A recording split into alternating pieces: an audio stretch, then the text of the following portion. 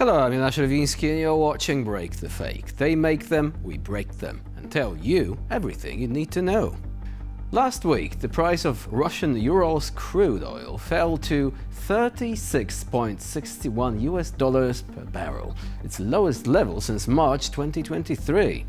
This happened a few days before US sanctions are set to finally hit the country's two largest oil producers. For Russian oil companies, such a drop is not just a nuisance. It's like planning a party and suddenly finding your cake has disappeared. And your booze too.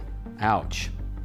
Demand for Russian resources on international markets has fallen sharply after Rosneft and Lukoil were blacklisted by the US. Even China and India are buying Urals cheaper than Brent. But this is not saving the situation. These barrels continue to trade at large discounts. The difference with Brent is said to have reached $23.52 per barrel, the widest gap since June 2023. Oil and gas revenues account for approximately a quarter of the Russian budget. Therefore, the decline in Urals means that there will be less money to finance the quote-unquote special military operation in Ukraine. Someone in Moscow is probably already thinking, maybe we should raise the price of vodka again. Given that the other option is seeing the economy itself stumble and fall in a drunken fashion, much like a certain humanoid Russian robot in a recent viral video, it seems like there are no good ways out of this pickle. The fall in Urals prices demonstrates once again that even the Kremlin's vociferous statements and threats to the world cannot change harsh economic realities. Russia can relentlessly yell about strategic victories and its economy being unbreakable, but when a barrel of oil costs $36, it becomes obvious that war is not only about missiles and propaganda, but also about the economy, which doesn't listen to propagandists and does not allow the Kremlin to ignore market laws. Even Russia's largest oil and gas companies are forced to count their losses, and the state treasury is feeling the blow to the financing of all these grand plans. 3 weeks ago, Putin himself responded to the issue of sanctions, saying, and I quote, that some losses are expected. And that, my friends, is likely to go down in history as the understatement of the year. Now, as you may know, when Vladimir Solovyov opens his mouth, one of two things usually happens. Either Russian propaganda reaches a new level of cringe, or another expert in this studio begins to nervously smooth his hair, realizing that he is about to be embarrassed once again. This time, the chief singer of the Kremlin's righteous anger decided to threaten Ukrainians with genocide. Because, he says, and this is where it gets a bit convoluted, there are no Ukrainians left there. And those who are left there will all answer for it. Confusing? Well, let's check it out. Судьба Украины вообще в этом мире не волнует никого, кроме России и украинского народа. Только народ украинский наш уже здесь. А те, которые там, меня вообще не волнуют. Да, сколько ни они один. будут терпеть, там нет ни одного. Да. И будут терпеть. И для будут меня там нет ни одного не осталось. Может быть, в подполье человек 100. Они аплодировали входу в Курскую губернию. Они радовались, они продолжают поддерживать нацистов своими налогами. Они все за это ответят. Кроме тех, которые вовремя осознают, покаются, покинут Украину или предпримут усилия, чтобы доказать, что они против этого нацистского режима. It's the same old song again, the mythical Nazis. Has Solovyov ever looked at the Russian army, with its Russich battalion in particular, giving off strong Austrian landscape painter vibes? Well, instead, the man seems to have become an expert on who is the real Ukrainian all of a sudden. Is he saying that over 37 million people have simply vanished? The wonders of television propaganda. All you have to do is say that the country's population has disappeared, and people may just believe it, if they live in Russia, that is. It's just a pity that these tricks don't work on the front lines, or, more importantly, in reality. Ukrainians do exist. They fight, they work, and unlike Solovyov, they live in a world where facts matter more than the cries of a TV host who believes that every threat automatically becomes some sort of prophecy. While Solovyov imagines Ukraine without Ukrainians, Ukrainians themselves, the real ones, create memes about Solovyov.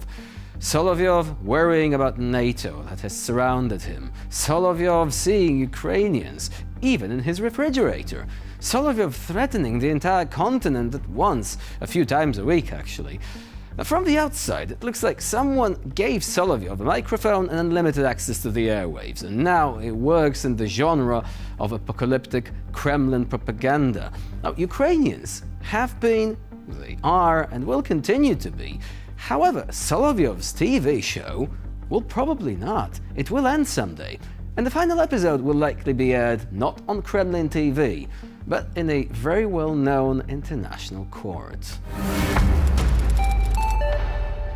Mariupol is a city that Russia first wiped off the face of the earth and now seems to be trying to turn into some kind of post-apocalyptic, valuable real estate. Because what do normal people do after destroying other people's homes? That's right, they start selling them. And they do it with such enthusiasm as if there is no occupation, no war crimes, nothing out of the ordinary. And all the cliches about Russia being a state of mind suddenly come back to haunt us once more. Now, one of the new stars of the local real estate market is the notorious Russian property seller Kirill Serious. Are you serious? Sorry, too easy, but I could not resist. Not sure if the guy is trying to impersonate video game character Serious Sam, but so far, instead of taking on the galaxy all guns blazing, he has limited himself to selling the apartments of dead Ukrainians, with kitchenware, bedding, family albums, and as a bonus, probably a sense of deep moral decay. Но я с удовольствием с этой задачей справлюсь и покажу вам эту красоту настолько, как она мне показалась вот вживую. Смотрим, мы находимся сейчас в гостиной, большой шифоньер идеально вписался. Вы посмотрите, как идеально сюда вписался. То есть, невозможно было в Советском Союзе по размерам заказать. Представляете? И что люди сделали? Они долбили стену. Представляете? И когда пригласили всех гостей, самые лучшие фотографии получались именно на фоне этого шифоньера. Он сохранился идеально. Мы смотрим, как аккуратно выставлены хрусталь, баночки, скляночки. Обратите внимание, что самые запыленные — это, конечно же, рюмки, потому что очень редко кто тут наливал, понимаете? То есть, вот здесь книги, видеомагнитофон, видеокассеты, понимаете, лампа, икона, очень круто. Классный, конечно, вид открывается на собственный сад. Здесь у нас еще трюмо, там у нас телевизор современный, приставка. On the guy's Instagram, you can see a number of gems that would make Sotheby's collectively roll their eyes, probably. For example, an apartment with a full package, as people left it, only without people. Bookcases, framed childhood photos, dishes in the kitchen, even a blanket on the bed, everything as it was on the day when a Russian shell entered the house faster than the new owners. A plot with a scenic view of the sea is also there, sold separately. However, when you look at destroyed Mariupol, the question arises: wouldn't potential buyers also like a scenic view of human conscience, because that particular commodity seems to be in much shorter supply in Russia than even gasoline? The strangest thing of all is that Kirill walks so confidently through other people's apartments, talking about the wonderful opportunities for life here, even though the walls, the floor, and every object in the apartment scream a completely different story, one of loss, of death, and of war. Today, Mariupol is a city where ruins are sold under the guise of luxury housing, and while Russian realtors put price tags on stolen apartments, the world can clearly see once again that in Russia, looting is not a domestic problem, but the signature style of the occupiers. Because stealing someone else's land apparently is not enough. Now they are trying to sell even the memory of those who lived there. But hey, maybe Roger Waters is going to buy one of those and then play a gig with Steven Seagal during dance routines at the Mariupol Drama Theatre, another side of Russian war crimes that was given a quick facelift by the occupiers, with Tucker Carlson then writing glowing reviews of the performance for the press. Sounds like a plan. And with this, we conclude this edition of Break the Fake. Please stay with us here on TVP World for more latest news and updates.